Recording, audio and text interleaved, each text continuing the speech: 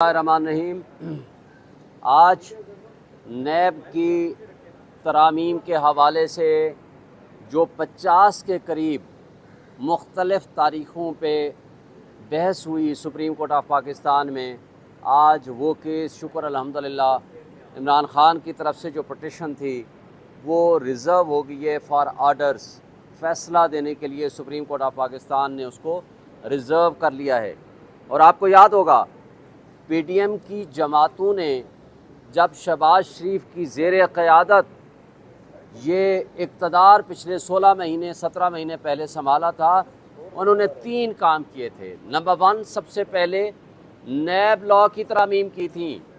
کیونکہ انہوں نے جو ان کا لا منسٹر تھا وہ شخصیت تھے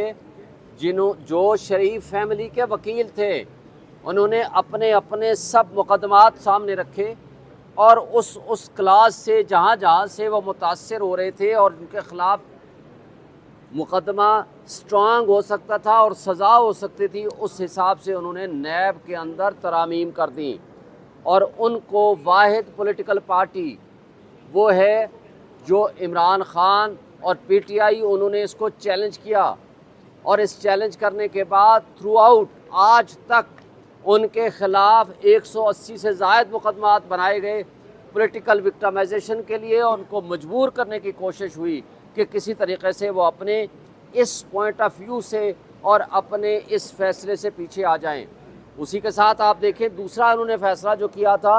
اوورسیز کا رائٹ آف ووٹ ختم کیا تھا، اس لیے کہ ان کو پتا تھا کہ اوورسائز کا 99% ووٹ عمران خان کے حق میں ہے۔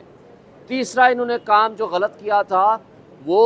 الیکٹرانک ووٹنگ کا جو طریقہ کار تھا اس کو واپس لے لیا تاکہ فورجری اور ریگنگ الیکشنز میں ہو سکے۔ یہ 3 کام کیے، اور آخری دن جاتے آخری 10 دن پہلے آپ کے سامنے شاہد خاقان عباسی نے خود ان کے سابق پرائم منسٹر نے یہ الزام لگایا کہ اس میں 15 سے 25-30 کروڑ کے درمیان رشوتیں لے کے یونیورسٹی کے چارٹر پاس کرائے گئے، اور انہوں نے وہ قانون سازی کی، جمعہ بازار لگایا، جس سے لوگوں کے بنیادی حقوق معطل ہوئے۔ لیکن آج میں سمجھتا ہوں کہ کرپشن ہمارے ملک کا سب سے بڑا کینسر ہے، اور اس کینسر کے خاتمے کے لیے ہم نے سپریم کورٹ سے عمران خان نے رجوع کیا ہے، اور کوئی اور پولیٹیکل پارٹی اس کے ساتھ شیئر نہیں کیا، نہ آئی ہے سپریم کورٹ میں، اس لیے کہ وہ کرپشن کے بینیفیشریز ہیں۔ اور آج دیکھیں 16 مہینے یہاں اقتدار کے مزے لے کے شہباز شریف، اسحاق ڈار، آصف علی زرداری وہ آج ملک سے باہر بھاگ گئے ہیں۔ کیوں؟ اس لیے نظر آ رہا ہے کہ جاتے ان کی اپنی مسلم لیگ نون کی سابق ایم پی اے جگنو محسن کہتی ہے کہ 1 ارب روپیہ ان کو آخری دنوں میں دے دیا گیا ہر ایم این اے کو، تاکہ وہ آگے اپنے الیکشن کی تیاریاں کریں، جو کہ 332 بلینز بنتے ہیں۔ 332 بلینز کا اس طرح ہوا میں اڑایا جانا، یہ ساری چیزیں شو کرتی ہیں کہ اس پاکستان کو، قوم کو ڈیفالٹ کے قریب پہنچانے والے یہ لوگ تھے۔ اس لیے اس پہ ہم بجا طور پر توقع رکھتے ہیں سپریم کورٹ آف پاکستان سے کہ وہ آئین اور قانون کی بالادستی کے لیے اس میں جلدی فیصلہ کریں گے، اس لیے کہ اب جب رپورٹ جمع ہوئی ہے اس میں ساری وہ حکمران جماعتیں جو پی ڈی ایم کی صورت میں تھیں، ان سب کے میکسیمم کے مقدمات یا ان کی فیملیز کے مقدمات یا تو ریفرنسز واپس ہو گئے، یا جو انڈر انویسٹیگیشن تھے وہ سارے کے سارے ختم کر دیے گئے۔ تو یہ وہ چیزیں ہیں جس کے اوپر ہمیں یہ بھی افسوس سے کہنا پڑتا ہے کہ پچھلے 1.5 سال سے اس کے اندر بحث جاری ہے۔ یہ فیصلہ پہلے مہینے 2 مہینے میں آ جانا چاہیے تھا،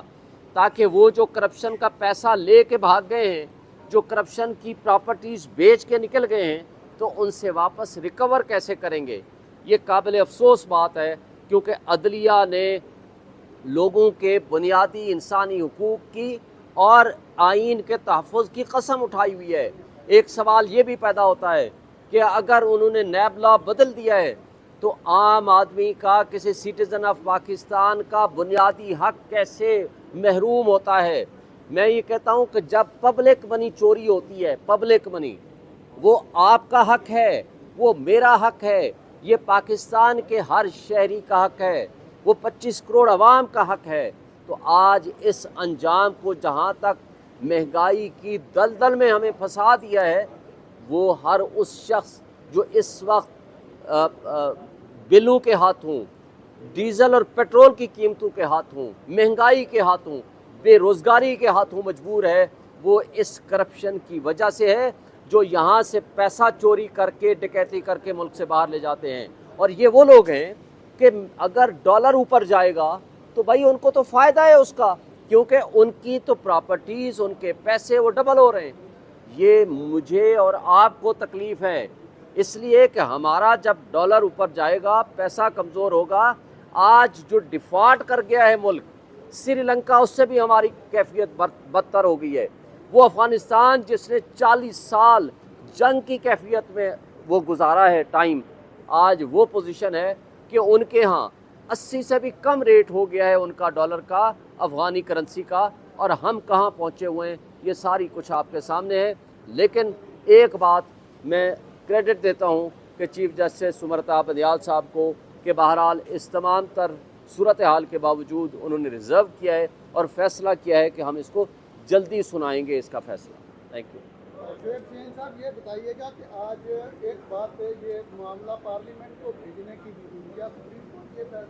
معاملہ 18ویں ترمیم کی طرح پارلیمنٹ کو بھیج سکتی ہے اس وقت، اور اگر بھیجتی ہے تو پارلیمنٹ تو موجود نہیں ہے؟ دیکھیں، پارلیمنٹ میں بھیجا جانا غلط بات ہوگی۔ آپ اس کی وائریز کو جب چیلنج کیا گیا ہے کہ جو لوگ پرسن سپیسیفک، جن کے اپنے مقدمے ہیں، وہ قانون سازی کر رہے ہیں، یعنی جنہوں نے اپنے آپ کو بینیفٹ دینا ہے، وہ قانون میں بیٹھے ہوئے ہیں، وہی لا منسٹر بیٹھے ہوئے ہیں، تو میرا نہیں خیال کہ یہ پارلیمان کو جانا چاہیے، اس لیے کہ پارلیمان کا بھی ابھی کیا پتہ ہے کہ کب آئے گی، الیکشن کب ہونے ہیں، ابھی تو الیکشن فیصلہ ہو بھی جائے گا سپریم کورٹ کا، ماننا کس نے ہے۔ لیکن میرا خیال ہے کہ یہ نیب لا کی جو امینڈمنٹ تھی وہ غلط تھی، اس کو ختم کر کے اور اس کے بعد پرانا لا جو ریلیونٹ ہیں پروویژنز، اس کو بحال ہونا چاہیے، تاکہ ایٹ لیسٹ قانون کا کچھ تو ایک ڈر خوف کا ماحول پیدا ہو۔ الرحمن الرحیم، آج نیب کی ترامیم کے حوالے سے جو 50 کے قریب مختلف تاریخوں پہ بحث ہوئی سپریم کورٹ آف پاکستان میں، آج وہ کیس شکر الحمدللہ عمران خان کی طرف سے جو پٹیشن تھی وہ ریزرو ہو گئی ہے فار آرڈرز، فیصلہ دینے کے لیے سپریم کورٹ آف پاکستان نے اس کو ریزرو کر لیا ہے۔ اور آپ کو یاد ہوگا پی ڈی ایم کی جماعتوں نے جب شہباز شریف کی زیر قیادت یہ اقتدار پچھلے 16 مہینے 17 مہینے پہلے سنبھالا تھا، انہوں نے 3 کام کیے تھے۔ نمبر 1، سب سے پہلے نیب لا کی ترامیم کی تھیں، کیونکہ انہوں نے جو ان کا لا منسٹر تھا وہ شخصیت تھے جو شریف فیملی کے وکیل تھے،